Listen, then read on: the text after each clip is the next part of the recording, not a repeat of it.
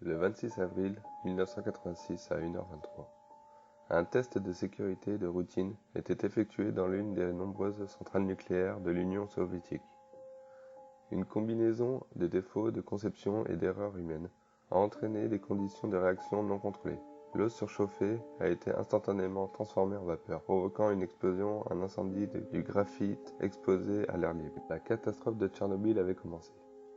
Il a fallu 36 heures aux autorités soviétiques pour établir une zone d'exclusion de 10 km, ce qui a entraîné l'évacuation d'urgence de près de 50 000 personnes du centre de population la plus proche, Pripyat. Les équipes de nettoyage, surnommées euphémiquement les liquidateurs, ont travaillé sans relâche pour débarrasser la zone des débris radioactifs.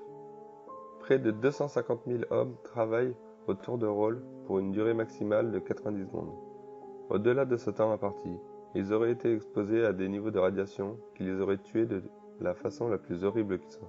De tels niveaux de rayons gamma feraient pourrir les cellules de l'intérieur. Les organes commenceraient à se liquéfier. Les vaisseaux sanguins se rompraient, rendant toute tentative d'administrer de la morphine complètement inutile. Les affligés mouraient d'agonie, leurs collègues incapables de fournir le moindre soulagement. Le mois suivant, après qu'une vaine tentative de contrôle de la catastrophe ait déjà coûté d'innombrables vies, une solution définitive a été trouvée. Les soviétiques ont commencé à travailler sur les plans de ce qu'ils appelaient l'obéi ukrytiel, ce qui signifie littéralement abriter ou couvrir en russe, mais que l'on appellera à jamais le sarcophage. Le sarcophage a été construit pour isoler près de 250 tonnes de matière radioactive dévastatrice, qui contiendrait à mettre en péril toutes les formes de vie pendant plus d'un quart de million d'années. Ou du moins, c'est la vérité. Acceptez de la question, la réalité est bien plus que terrifiante.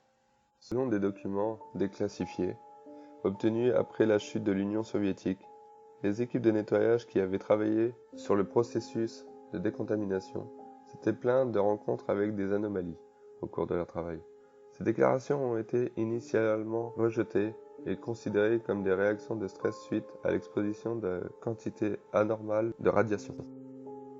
Mais ce n'est que lorsque les signalements de rencontres avec de telles anomalies ont augmenté, et même confirmés par des hauts responsables militaires, qu'ils ont été pris au sérieux. De plus en plus d'anomalies ont été également signalées par les civils des environs, qui appelaient hystériquement ce qu'ils avaient vu, des ombres. L'État leur a fait signer des déclarations publiques, affirmant que ce qu'ils avaient vu n'était que le fruit de leur imagination hyperactive. Et ceux qui ont refusé de les signer ont été envoyés au goulage pour déclaration et propos de trahison. Pourtant, alors que les soviétiques avaient emprisonné les gens pour leurs mensonges, ils avaient en parallèle envoyé ce qu'ils appelaient des équipes de contrôle des animaux. Aucun des animaux de compagnie de Pripyat n'aurait pu survivre un mois dans la zone, exposés à des doses fatales de rayons gamma, jour après jour, semaine après semaine. À quoi servaient donc ces équipes? Et pourquoi avaient-elles été envoyées? Je sais que le sarcophage de Tchernobyl a été construit pour contenir autre chose que des matières radioactives. Tant de signalements, de rapports, ce que les documents appelés les anomalies ne peuvent être ignorés. Ce que je ne sais pas, c'est ce qui est exactement emprisonné dans cette immense chambre en acier et en béton, connue sous le nom de sarcophage. Mais je sais que quoi qu'il en soit, cela a terrifié les Russes, les forçant à garder le silence. Et quand les agences de renseignement américains ont découvert ce que c'était, elles sont devenues complices du secret et ont à leur tour gardé le silence.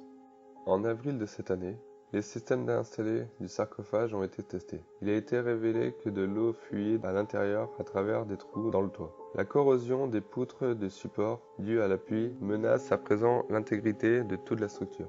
Le sarcophage est en train de s'effondrer. Je ne sais pas ce qui est piégé à l'intérieur, mais j'ai le sentiment que je vais le découvrir. Nous allons tous le découvrir, très bientôt. Et ce sera la fin.